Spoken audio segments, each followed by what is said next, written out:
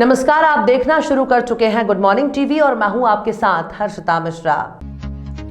IAS, MPPSC, Vyapam सहित विभिन्न प्रतियोगी परीक्षाओं के लिए विंध्य क्षेत्र का सर्वश्रेष्ठ संस्थान कोठारी इंस्टीट्यूट रीवा, जिसने बनाया है 3000 से अधिक चयन का कीर्तिमान। यहां आपको मिलेगा चयनित प्रशासकों द्वारा अध्यापन, आर्थिक रूप से कमजोर छात्रों के लिए विशेष सुविधा, हर रविवार टेस्ट और free demo class. Kothari institute, Amha house, civil lines, Bodabag road, Rewa. Mobile number 9329249957। Kothari institute Rewa, जहां परिणाम बोलते हैं। रीवा के मऊगंज थाना क्षेत्र से दुष्कर्म का एक मामला सामने आया है, जहां पर गांव के ही एक युवक ने घर में घुसकर किशोरी के साथ दुष्कर्म की वारदात को अंजाम दिया है। वारदात को अंजाम देने के बाद आरोपी मौके से फरार हो गया।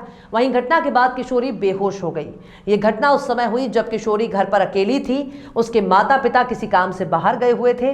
काफी समय बाद जब परिजन घर वापस लौट कर आए तो उन्हें घटना की जानकारी हुई, जिसके बाद किशोरी को तत्काल अस्पताल ले जाया गया।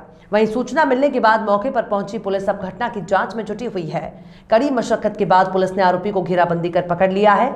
दरअसल 14 वर्षीय किशोरी मंगलवार की सुबह घर पर अकेली थी। किशोरी के माता पिता किसी काम से बाहर गए हुए थे। किशोरी के माता पिता के घर से बाहर निकलते ही गांव के रहने वाला आरोपी युवक अचानक घर के अंदर दाखिल हो गया। घर के अंदर दाखिल होते ही आरोपी किशोरी को जबरन कमरे में ले गया और उसके साथ दुष्कर्म की वारदात को अंजाम दिया। घटना के दौरान किशोरी की हालत बिगड़ गई है और वो बेहोश हो गई। वारदात को अंजाम देने के बाद आरोपी युवक घटनास्थल से फरार हो गया। शाम तकरीबन 4 बजे जब परिजन वापस घर लौटे तो किशोरी बेहोशी की हालत में पड़ी हुई थी। घटना के बारे में जब परिजनों को जानकारी हुई तो उनके पैरों तले जमीन खिसक गई। घर पहुंचे परिजन किशोरी को सामुदायिक स्वास्थ्य केंद्र लेकर पहुंचे, जिसके बाद किशोरी की बिगड़ती हालात को देखते हुए डॉक्टरों ने उसे रीवा के संजय गांधी अस्पताल रेफर कर दिया।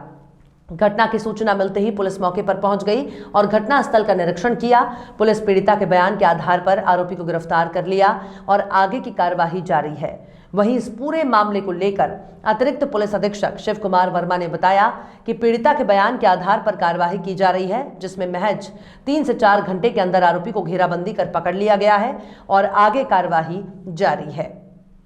पुलिस को जानकारी लगी थी तो टीआई के द्वारा उस बच्ची से पूछताछ की। बच्ची एसडीएमएच में आई थी, टीआई भी एसडीएमएच में थी। उन्होंने बच्ची से पूछताछ करके जब घटनाक्रम जाना तो निकल के आया कि 7 तारीख को एक 14 साल की बच्ची है जो अपने घर पर थी। उसके माँ और पिताजी मजदूरी करने के लिए बाहर चले गए थे।